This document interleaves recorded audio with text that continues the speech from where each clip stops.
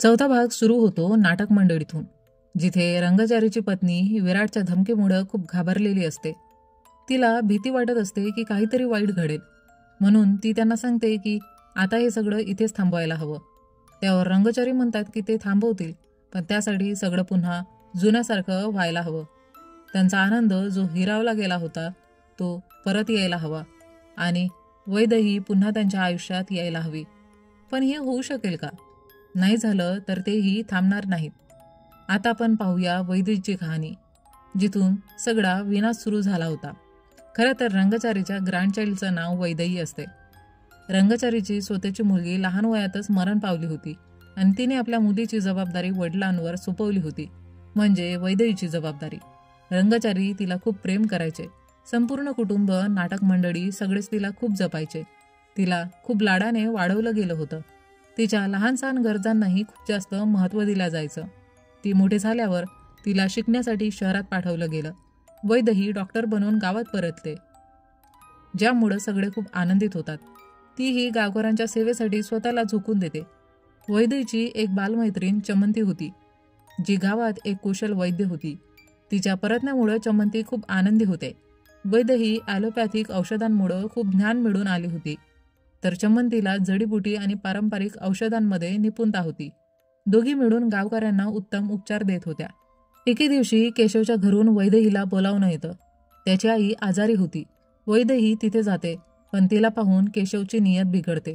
दुसऱ्या दिवशी जेव्हा ती रंगचारीसोबत जात असते, तेव्हा केशव तिला किडनॅप करतो आणि आपल्या घरी आणतो. इकडे रंगचारी आपल्या नातींला वाचवण्यासाठी दरवाजा ठोठावून मदत मागत फिरत असतात. पण दुसरीकडे केशव वैदहीची अब्रू लुटून तिला आतून पूर्णपणे मोडून टाकतो. रंगचारी सरपंचाकडे मदतीसाठी जातो, पण सरपंच तर आणखी वाईट माणूस निघतो. तो वैदहीला आपल्या घरी घेऊन जातो आणि तिथे तिच्यासोबत दुष्कर्म करतो.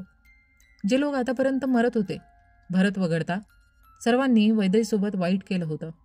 भरत मात्र यात कोणत्याही प्रकारे सामील नव्हता आणि पुढेही अशी काही ट्विस्ट येणार नाही की त्याने काही चुकीचं केलं होतं. पण हो, काहीतरी असं घडलं होतं ज्यामुळे अनेक गोष्टी बिघडल्या, ज्याबद्दल शेवटी मी सांगणार आहे. शेवटी वैदहीला रस्त्यावर फेकून ते लोक निघून जातात. रंगचारी तिला उचलून घेतात. ती आपल्या शेवटच्या श्वासांवर असते आणि त्यांना सांगते की तिच्या मृत्यूविषयी कुणालाही सांगू नये, नाहीतर गावातून शहरातून कोणीही डॉक्टर येणार नाही आणि गावकऱ्यांचं भलं होणार नाही. हे ऐकून रंगचारी पूर्णपणे तुटून जातात. ते देवाला तक्रार करतात, त्यांनी इतका अन्याय पाहूनही काही कसं केलं नाही, ते थांबवलं का नाही. म्हणून ते ठरवतात की जीव देऊन ते सरळ देवासमोर उभं राहून त्यांना सवाल करणार. पण त्याचवेळी ते थांबतात आणि आता ही नाटक मंडळीच त्या अधर्म्यांचा नाश करून वैदहीचा बदला घेत आहे. त्याच दरम्यान आपण केशवला पाहतो. त्याचा माणूस त्याला विचारतो की आता पुढचा कोण, तर तो म्हणतो आता माझी पाडी आहे. आणि आता आपल्याला कळतं की तो हे सगळं कसं ओळखतोय, कारण त्याला माहीत होतं की सगळं का घडतंय. दरम्यान लिसा त्या टेपकडे पाहते, ज्यात त्या रात्रीचं रेकॉर्डिंग होतं. त्याच रात्री तिला कुणीतरी ढकलून बेशुद्ध केलं होतं. ती रेकॉर्डिंग पाहून ती हादरून जाते.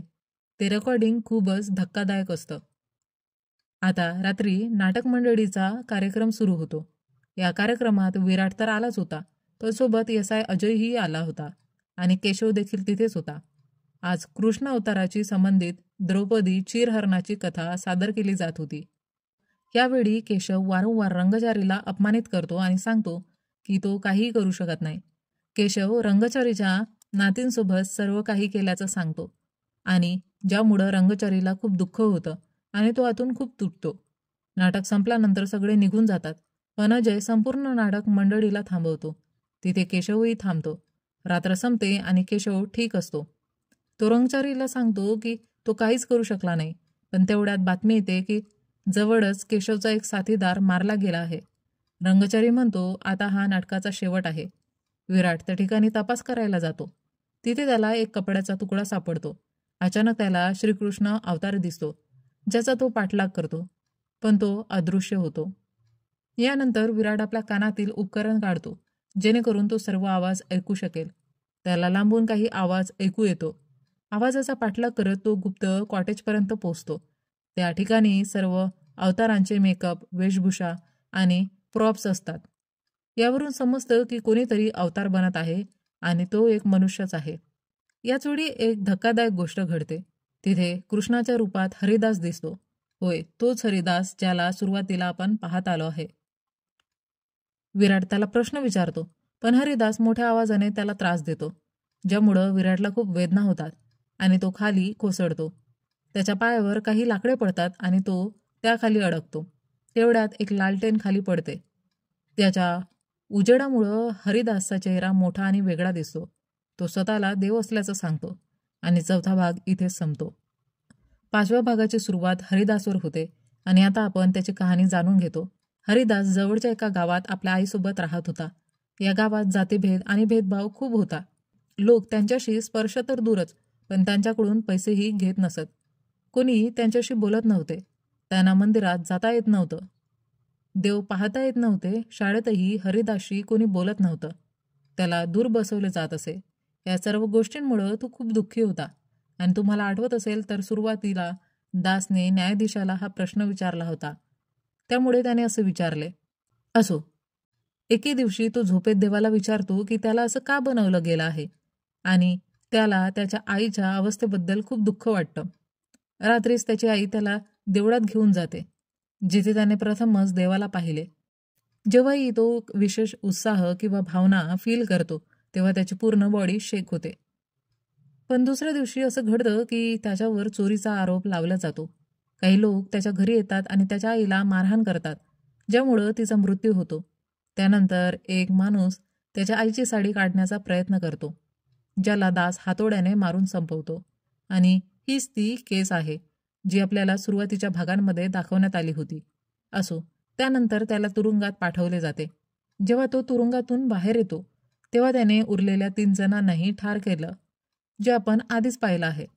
पण तो ही हत्या का करत होता? तो रंगचार्यासोबत कसा काय आला? एक दिवशी रंगचार्याच्या नाटकादरम्यान जेव्हा ते विष्णू अवतारामध्ये होते, त्यांना खूप मान सन्मान मिळत होता. हे पाहून तो त्यांना सांगतो की त्याने त्याला देव बनवावे. पण हे कसं शक्य आहे? असो, तेव्हा वैद्यही त्याच्याशी बोलते की तो देव बनवून काय करणार. यावर तो सांगतो की तो उच्च नीच भेदभाव संपवेल. येथे वैद्यही त्याला समजावते आणि त्याला आपल्या आईची प्रतिमा तिच्यात दिसते. ती त्याला नाटक मंडळीत सहभागी करून घेते आणि सगळं काही व्यवस्थित चालू होतं आणि तो तिला आपल्या आईसारखं मानू लागला. आता एक दिवशी तो आपल्या गावाला जातो आणि त्याच वेळेस वैद्यसोबत सगळं घडतं. जेव्हा तो परत येतो तेव्हा तो पूर्णपणे तुटतो. त्यानंतर तो रंगचार्याला बोलतो की त्यांनी त्याला देव बनवावं. असा देव जो अधर्म करणाऱ्यांना शिक्षा देईल. असा देव जो सगळं योग्य करेल आणि बदला घेईल. आणि याच वेळी चमंती म्हणते की तिला जंगलाची खूप चांगली माहिती आहे, त्यामुळं ती त्यांना पूर्णपणे साथ देईल. आणि इथूनच ही संपूर्ण कथा सुरू झाली होती. दासचा अभिषेक होतो, ज्यामध्ये रंगचारी सांगतात की आता तो एक अवतार आहे, हरीचा अवतार, आणि त्याच्याशी संबंधित सर्व अवतारांच्या कथा होणार आहेत. या कथेला हरिकथा म्हणतात. अशा प्रकारे एका पाठोपाठ एक प्रत्येक अवताराची कथा सांगितली जाते आणि तो त्या अवताराचे रूप धारण करून अधर्म करणाऱ्यांचा वध करतो. तो म्हणतो की आता फक्त एक शेवटचा अध्याय बाकी आहे, म्हणजेच केशवचा वध. पण विराट त्याला विचारतो की त्याने भरतला का मारले, पण त्याला त्याचे उत्तर देता येत नाही. पुढच्या दिवशी चमंती विराटला सांभाळते आणि अजय आपल्या चौकशीत गुंतलेला असतो. त्याचवेळी रंगचारी आपल्या अंतिम नाटकाची तयारी सुरू करतात. हे नाटक म्हणजे कलीचा अवतार, ज्यावर 5वा एपिसोड संपतो. आता आपण हरिकथा मालिकेच्या शेवटच्या एपिसोडवर म्हणजे फिनालेवर पोहोचतो, ज्याचं नाव आहे कल्की. हा एपिसोड लिसापासून सुरू होतो, जी इकडून तिकडे पडत दिसते कारण तिला विराटला ती टेप दाखवायची असते. तेव्हा विराट रंगचारीला भेटायला येतो आणि त्यांना सांगतो की आता सगळं थांबवलं पाहिजे. पण रंगचारी म्हणतात की शेवटचा वध झाल्याशिवाय काहीही थांबणार नाही आणि हा वध लपून छपून नाही तर सगळ्यांसमोर होईल, कारण यानंतर अधर्म करण्याचा विचार जरी केला तरी लोकांच्या आत्म्याला धक्का बसला पाहिजे. विराट म्हणतो की त्यांनी कायद्यावर विश्वास ठेवायला हवा. यावर रंगचारी उत्तर देतात की आता कायदा ही चुकीचा आहे. दुसरीकडे अजय पैशांच्या बदल्यात केशवला प्रोटेक्शन द्यायला जातो आणि जर असा कायदा असेल तर कोणच त्यावर विश्वास ठेवेल. असो, सर्व लोक नाटकामध्ये एकत्र येतात आणि तिथे कल्कीच्या अवताराची कथा सांगितली जाते, ज्यामध्ये सांगितले जाते की एक पांढऱ्या घोड्यावर बसून ते येतील. अशाच प्रकारे दास येतो आणि एका झटकात केशवचे डोके धडापासून वेगळे करतो. पण अजय त्याला वाचवतो, दास तिथून पळून जाण्याचा प्रयत्न करतो, पण अजय त्याचा पाठलाग करतो आणि त्याला गोळी घालून ठार करतो. इथे विराट अजयला थांबवण्याचा प्रयत्न करतो, पण चमंती येते आणि अजय तिलाही बेशुद्ध करतो. अखेरीस दास मरताना अजयचा गळा चिरून त्याला ठार मारतो. मरताना दास विराटकडे पाहून सांगतो की अजून एक असुर शिल्लक आहे आणि असे काही पुन्हा होऊ नये त्यासाठी भगवंतालाच घ्यावे लागेल. तो विराटला सांगतो की त्याची एक मुलगी आहे आणि तिची काळजी त्याने घ्यावी. हे सांगून तो आपला प्राण सोडतो. यासोबतच रंगचार्याची आशा, त्यांची मोहीम आणि वैदेहीसाठीचा न्याय मिळवण्याचा प्रयत्न संपतो. विराट घरी परततो आणि त्याच्या मनात हे सर्व विचार चालू असतात. रंगचार्यांना आपण पाहतो जे त्यांच्या नाटक मंडळीसह गाव सोडून जात असतात. वाटेत त्यांना केशव दिसतो, जो अजूनही त्यांची चेष्टा करत असतो. पण त्याचवेळी पांढऱ्या घोड्यावर तलवार घेऊन कल्की अवतार येतो आणि सगळ्यांसमोर त्याचे डोके धडापासून वेगळे करून निघून जातो.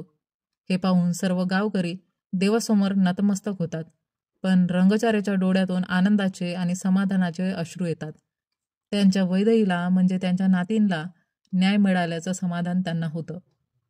त्यानंतर त्यांनी स्वीटीला आपल्या वैदेहीच्या रूपात स्वीकारले आणि तिला प्रेमाने आपल्या कुशीत घेतले. हे कसं घडलं हे एका फ्लॅशबॅकमधून दिसतं. विराटला आधीच माहिती असतं की त्याच्याकडे फारसा वेळ उरलेला नाही, म्हणून तो रंगचार्याकडे येतो आणि त्यांच्याकडे आपली मुलगी सुपूर्द करतो, जेणेकरून त्यांना त्यांची वैदेही पुन्हा मिळेल आणि स्वीटीलाही एक कुटुंब मिळेल. आणि तो त्यांना वचन देऊन जातो की त्याची धर्माची लढाई तो आज स्वतः संपवेल.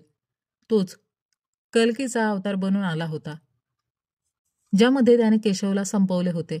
आता विराट घरात असतो, जिथे चमंती विचारते की आता सगळं काही पार पडलं आहे, तर आता तो काय शोधत आहे. त्यावर तो बोलतो की दासने त्याला मरताना सांगितलं होतं की तो भरतला मारू शकला नाही आणि आता प्रश्न असा आहे की भरतला कोणी मारले.